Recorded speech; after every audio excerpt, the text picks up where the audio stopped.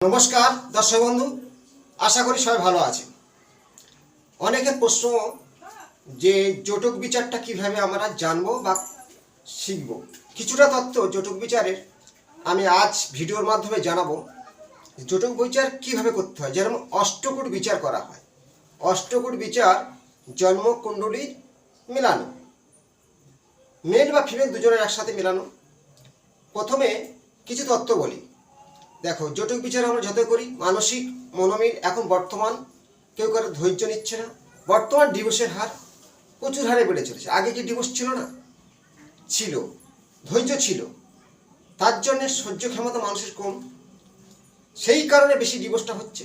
এবার জটক বিচারের কিছু তথ্য আমি বোর্ডে অঙ্কন করে বা কোন রাশির সঙ্গে কোন রাশি বিয়ে হলে শুভ হয় এবং সেই তথ্য জানাবো।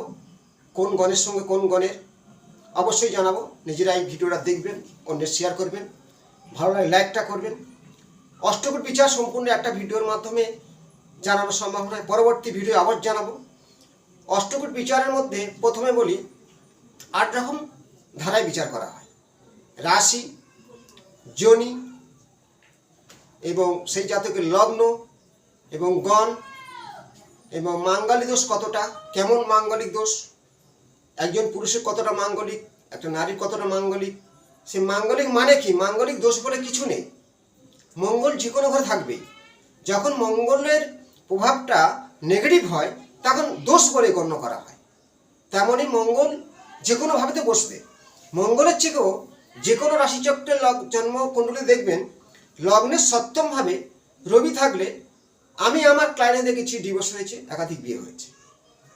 লগ্নের সপ্তমে রবি এতটাই নেগেটিভ ফল দেয়। মঙ্গল মানে কি, লগ্নে মঙ্গল, চতুর্থে মঙ্গল, সপ্তমে মঙ্গল, দ্বাদশে মঙ্গল, অষ্টমে মঙ্গল মাঙ্গলিক বলা হয়। তা বলে কি ডিভোর্স না, আরও কিছু বিচার আছে। সেই তত্ত্ব আজ আমি ভিডিওর মাধ্যমে, যে জটক বিচার কিভাবে করা হয় এবং কোন রাশির সঙ্গে কোন রাশির বিবাহ শুভ হয়, কিছুটা তত্ত্ব দেখুন, আপনার উপকার হবে।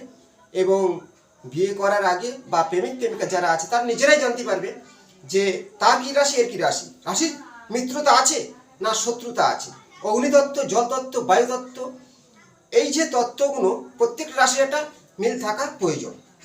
যেমন দেবতাদের আর দানবদের সবসময় লড়াই হয়েছিল, সেইভাবে রাক্ষসগণ নরগণ নেগেটিভ দেয়। একজনের সর্পজনী, একজনের নেহুলজনী, সাপে নেহুলের যুদ্ধ। তেমনি একজনের মানে গরুজনী বলা হয়, একজনের ব্যাঘ্রজনী, একজন মহিষ, একজন ছাগল। এই জনিতত্ত্বেরও একটা ধারা আছে। তেমন গণ, জনি, রাশি অনেকটাই ভূমিকা দিয়ে থাকে। তার সাথে তার জন্মকুণ্ডলী বিবাহ ঘর হলো সপ্তম ভাব, পঞ্চম ভাব, একাদশের কানেকশন অবশ্যই সঠিকভাবে মেলাতে হবে। নক্ষত্র, যদি সপ্তমে রবি শনি নক্ষত্রে বসে, বা শনি আছে রবির নক্ষত্রে, রবির লগ্নে আছে দৃষ্টি সপ্তম ঘরে, বা মঙ্গল লগ্নে আছে সপ্তমে শনি আছে, এরও কারণ অর্সায়। সেই ধরনের কিছু তত্ত্ব আমি জানাবো, মন দিয়ে দেখুন, জন্মকুণ্ডলিতে মেলান যে আপনার সত্যি কোন রাশি এবং কোন রাশির সঙ্গে বিয়ে হচ্ছে। প্রথমে আমি একটা বোর্ডের মাধ্যমে অঙ্কন করেছি। সেই বোর্ডের 12টা রাশি, তাহলে 4 জন করে 3 তিনজনের মানে 3টে করে জলতত্ত্ব, 3টে অগ্নিতত্ত্ব, বায়ুতত্ত্ব, এইভাবে 3 জনের আমি 3 জন করে ভাগ করে করে দেখাবো। সেটা নিজেরাই মিলিয়ে দেখবেন যে আপনার কী রাশি, তারও কী রাশি, সে রাশির সঙ্গে কার সঙ্গে কতটা মিল হতে পারে সেই বোর্ডের। এটা দেখুন, এই যে আমি সবটা তৈরি করে দিয়েছি। এটা 12টা রাশি বলা হয়, আপনার যে কোনো রাশি হতে পারে। রাশি পঞ্চম ভাব, রাশি পঞ্চম বলতে কি, মেষ থেকে দেখায়। মেষের থেকে গুনুন পঞ্চম, 1 2 3 4 5, সিংহ হলো 5, পঞ্চম ভাব। এবার সিংহের পঞ্চমকে 1 2 3 4 5, ধনু। তাহলে ধনু হচ্ছে কি অগ্নিতত্ত্ব, সিংহ অগ্নিতত্ত্ব, মেষ অগ্নিতত্ত্ব, 3 জন মিলে যাচ্ছে। তাহলে মেষের সাথে সিংহ, সিংহের সাথে ধনু, ধনুর সাথে সিংহ, সিংহের সাথে মেষ। তাহলে আমি এখানে 3টে পর্বত দিয়েছি, মেষ, সিংহ, ধনু, 3 জন। পঞ্চমের ভাব মানে রাশি থেকে পঞ্চম ভাব প্রেম বিচার করা হয়। তেমনই রাশির পঞ্চম সে তার মিত্র। প্রথম দেখালাম মিন, দেখুন মিনের পঞ্চম 1 2 3 4 5 এই কর্কট মীন কর্কট, কর্কটের পঞ্চমকে 1 2 3 4 5 বৃশ্চিক, বৃশ্চিকের পঞ্চমকে 1 2 3 4 5 মীন। তাহলে ভালো করে বুঝে দেখুন, মীনের পঞ্চম ভাব কর্কট, কর্কটের পঞ্চম ভাব বৃশ্চিক, বৃশ্চিকের পঞ্চম ভাব মীন। এদিক থেকে আসলে সেই মীনের পঞ্চম ভাব বৃশ্চিক, বৃশ্চিকের পঞ্চম ভাব কর্কট, কর্কটের পঞ্চম ভাব মীন। জল তত্ত্বীরা, তাহলে এদের সাথে এদের একটা জলের সঙ্গে জল মিশবে। তেমনি মীনের সাথে কর্কটের খুব সৌন্দর্য সম্পর্ক, এবং কর্কটের সাথে বৃশ্চিকের সম্পর্ক খুব সুন্দর, বৃশ্চিকের সাথে মীনের সম্পর্ক খুব সুন্দর। তেমনি মেষের সাথে সিংহের সম্পর্ক খুবই সুন্দর হবে, সিংহের সাথে ধনুর সম্পর্ক খুব সুন্দর হবে। এই তত্ত্বগুলো আবার ধনু থেকে 5 নম্বরে যান, 1 2 3 4 5 মেষ, তার সম্পর্ক খুব ভালো হবে, এতে বলা অগ্নিতত্ত্ব। এবার দেখুন কুম্ভের পঞ্চম ভাব, কুম্ভ রাশি একজন 1 2 3 4 5 মিথুন, কুম্ভের মিত্র মিথুন, মিথুনের পঞ্চম ভাবকে 1 2 3 4 5 এই কন্যা। তুলা 1 2 3 4 5 তুলা, তাহলে তুলার পঞ্চম ভাবকে 1 2 3 4 5 কুম্ভ, কুম্ভের পঞ্চম ভাব তুলা, তুলার পঞ্চম ভাব মিথুন, মিথুনের পঞ্চম ভাব কুম্ভ। তাহলে এরা যে তিনজন মিলছে। এবার দেখুন মকর 1 2 3 4 5 বৃষ রাশি, মকরের মিত্রতা বৃষ, বৃষের মিত্রতা দেখুন 1 2 3 4 5 কন্যা, তাহলে কন্যার মিত্র 1 2 3 4 5 মকর, মকরের মিত্র দেখুন 1 2 3 4 5। যেদিক দিয়ে যাবে রাশির পঞ্চম ভাব, আপনার জন্মকুণ্ডলীর পঞ্চম ভাব যে রাশি হবে সেটা আপনার মিত্র রাশি। তাহলে রাশির মিত্র কে দেখে নিতে হবে। ফার্স্ট পয়েন্ট, আপনার যদি মিত্রের সঙ্গে মিত্র মিশে যায়, যেমন কর্কট থেকে দেখালাম জলতত্ত্ব, তার মীনের সঙ্গে বিবাহ শুভ, মীনের সাথে বিবাহ বৃশ্চিকের শুভ, বৃশ্চিকের সাথে কর্কটের বিবাহ শুভ। তেমন কুম্ভের সাথে 1 2 3 4 5 মিথুনের বিবাহ শুভ, মিথুনের সাথে 1 2 3 4 5 তুলার বিবাহ শুভ, তুলার সাথে 1 2 3 4 5 কুম্ভের বিবাহ শুভ।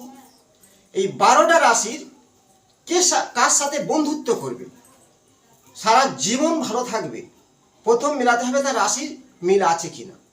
মেষের শত্রু কে আছে সেটাও জেনে নিতে হবে, কেমন আগুন। যদি জলতত্ত্বের রাশি কর্কট হয় বা মেষের সাথে মীন হয়, মিলবে না।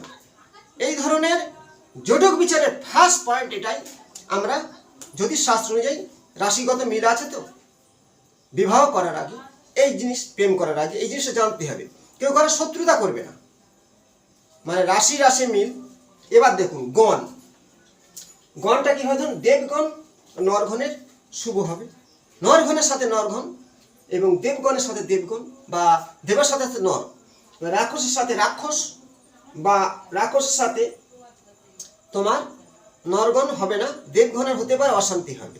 এবার এখানে দেখুন গণ, রাক্ষসগণ দেবগণ মিলবে না, রাক্ষসগণ নরগণ মিলবে না। তেমন 3টে গণ আছে, রাক্ষসগণ নরগণ ও দেবগণ। তার 3টে গণ আমাদের দেখতে হবে, রাশির সঙ্গে মিল দেখতে হবে।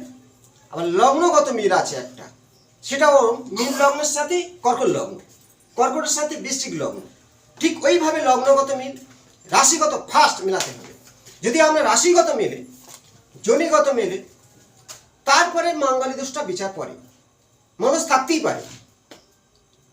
এই যে অষ্টকূট বিচারের আরো অনেক পদ্ধতি আছে, সেই 8 ধারায় বিচার করে সঠিক জানতে হয়। কিন্তু বর্তমান ডিভোর্স বা অশান্তি হওয়ার মূল কারণ আমরা জন্মছক, আমি বোর্ডটা ভালো করে দেখালাম, যে রাশিগতভাবে প্রথম দেখবেন যে রাশি তার থেকে পঞ্চম ভাব কোন রাশি, তাহলে তার মিত্র সে জানতে পারবে। যার মীন রাশি তার কর্কট পঞ্চম, তাই পঞ্চম মানে কর্কট তার সঙ্গে মিত্র, কর্কটের পঞ্চমকে বৃশ্চিক, বৃশ্চিকের পঞ্চমকে মীন। তেমন এইভাবে 5 জন এই পঞ্চম ভাবটায় থেকে সেই রাশি তার মিত্র রাশি। আমি বোর্ডের মাধ্যমে দেখালাম, একটা ভিডিওর মাধ্যমে সম্পূর্ণ জানানো সম্ভব হয় না। জটক বিচারের অনেক পদ্ধতি আছে। লগ্নের আপনার লগ্ন যাই হোক, যদি আমরা লগ্নে সপ্তম ঘরে যদি শনি চন্দ্র থাকে, একটা পয়েন্ট জেনে নিন, লগ্নের সপ্তমে রবি আছে বা লগ্নের সপ্তমে মঙ্গলের সাথে শনি আছে, এই যে তত্ত্বগুলো জানাচ্ছি আপনার ডিস্টার্ব হবে বিবাহ জীবনে। এবার লগ্নের সপ্তমে সবচেয়ে বেশি অমিল করে কি রবি। রবি কি কেন? রবি হলো রাজা বাবু, রাজা, সে রাজার মতো অশান্তি হওয়ার মূল কারণও থাকে। যদিও জটক বিচারটা অনেকটা গুরুত্বপূর্ণ আছে, দুজনের চার্ট একসাথে মিলিয়ে বিচার করা উচিত। যদি মাঙ্গলিক হয় কোনো সমস্যা হয় না, সেটা একটা ধারা। আবার মাঙ্গলিকের সাথে অমাঙ্গলিক বিয়ে হবে কি না তার কিছু তত্ত্ব রাশিগতভাবে, কিছু আরও গ্রহগতভাবে লগ্ন হিসাবে দেখতে হয়। যদি আপনার এরকম কোনো সমস্যা হয়ে থাকে, আমি একটা ভালো পদ্ধতি দিচ্ছি, সেই তত্ত্বটা, সেই ক্রিয়াটা করবেন। রাধাকৃষ্ণ মন্দিরে প্রতিটা পূর্ণিমা মাল্যদান করবেন, পরীক্ষা করে আসবেন, এবং শিব দুর্গার মন্দিরে পরিক্রমা করবেন, অনেকটা মাঙ্গলস কাটবে। আর মাঙ্গলস কাটার কিছু পদ্ধতি হলো হনুমান চল্লিশা মূল পাঠ করবেন, তারপরে গ্রহরত্ন আরও কিছু ক্রিয়া আছে।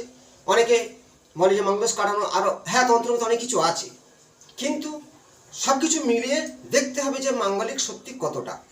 শুধু মাঙ্গলিক হলে তো হবে না, আরও কিছু তত্ত্ব আছে।